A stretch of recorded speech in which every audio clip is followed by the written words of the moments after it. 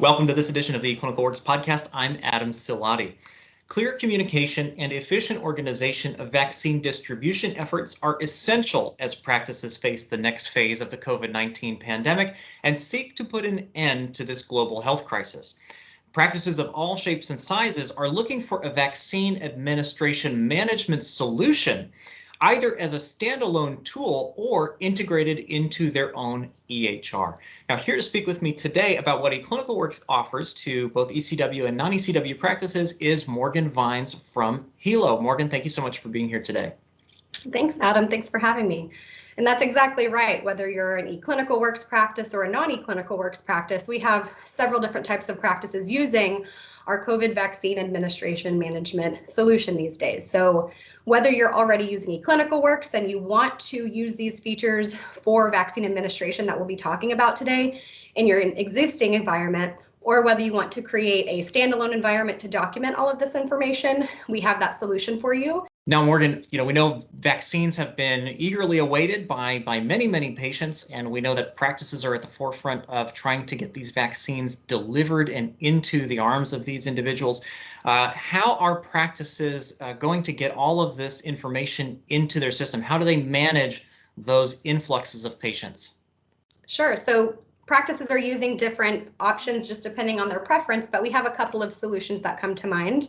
One of them is the member management feature that we have, where basically if the practice is getting a list of several patients from the state or from their county, this feature will allow the practice to merge all of this patient information right into their system. So now that we have that patient listed in the system, we can have an automated process to reach out to those patients to provide them with education about the vaccine and the availability per practice. And we can also allow them to easily schedule their appointment online from that point. Some patients are probably not on these lists, and they are searching for places where they can get vaccinated. What is ECW able to do to help practices attract those patients and make sure that they get an appointment?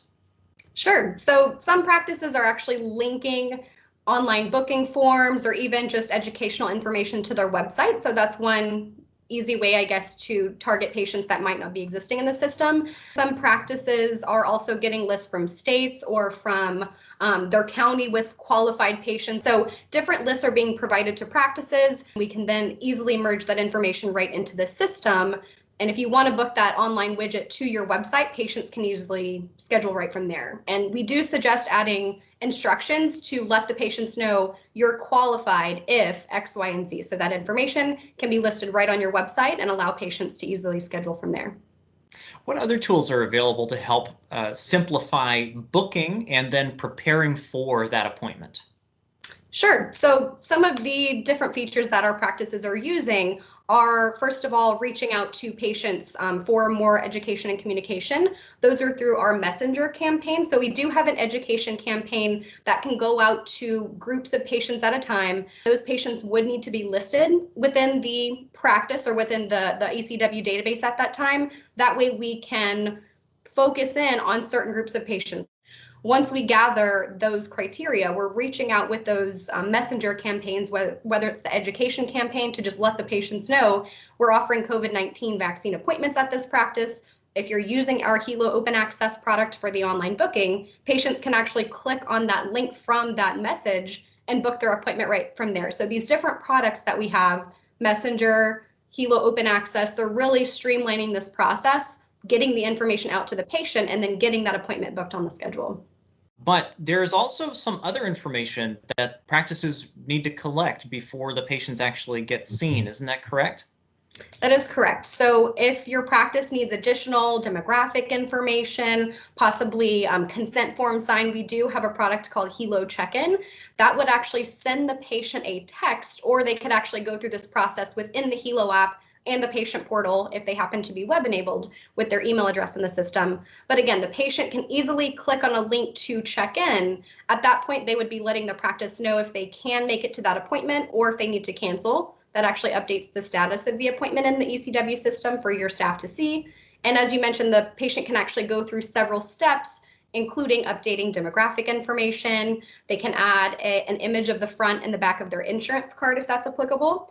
They can sign consent forms for each of their appointments, even fill out questionnaires. That's actually a big one that a lot of our practices are using to get those CDC form questions answered by the patient, possibly pay their copay, again, if that's something you want the patient to be able to do.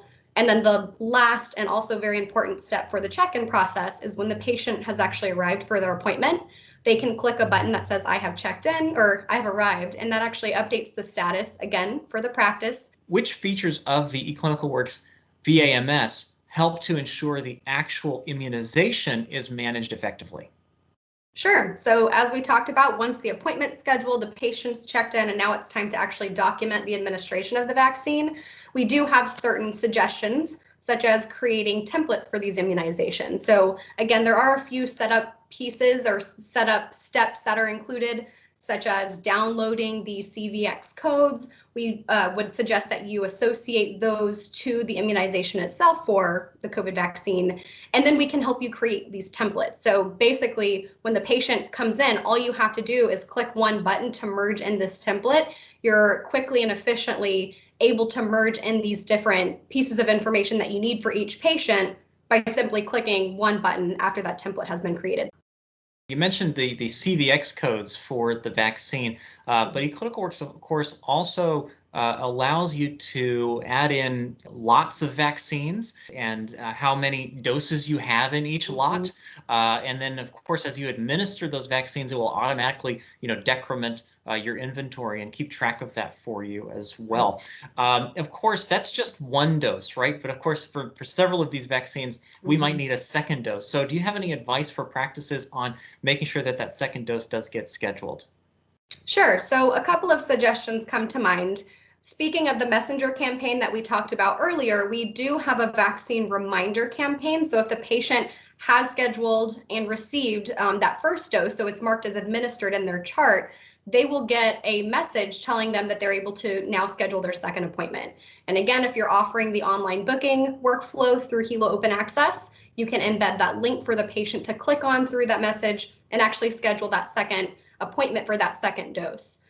Getting the vaccines done, obviously, very important piece of this. Another very important piece of this VAMS solution is having practices make sure that they're reporting this information back to their states and their registries and things like that.